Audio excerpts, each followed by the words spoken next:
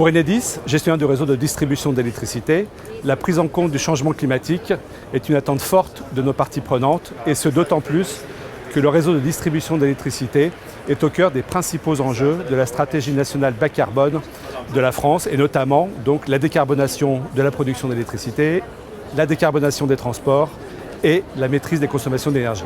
Dans ce registre de l'atténuation, notre principale action est de déployer les technologies Smart Grid pour insérer toujours plus d'énergie renouvelable sur nos réseaux.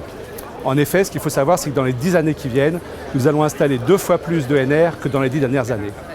Autre action majeure, notre action en faveur du développement des véhicules électriques, avec le développement de toute une gamme de solutions pour l'installation des bornes de recharge des véhicules électriques, tout en optimisant bien sûr les appels de puissance. Avec un point de recharge pour 8 véhicules sur le domaine public, la France est l'un des pays les mieux équipés dans ce domaine. Enfin, le troisième volet de notre stratégie d'atténuation est de promouvoir la maîtrise de la demande d'électricité, grâce au déploiement de notre compteur Linky, dont nous venons de passer le cap des 20 millions de compteurs installés. Ce qu'il faut savoir, c'est que certains clients, chez qui on a installé ce compteur, en partenariat avec des associations, ont réussi à réduire leur consommation d'électricité jusqu'à 20% et faire autant d'économies.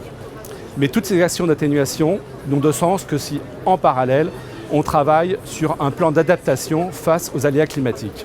En effet, malgré tous les engagements qui ont été pris pendant ces 2 jours par les entreprises françaises, la trajectoire climatique finale dépendra en grande partie de choses qui se dérouleront dans d'autres parties du monde.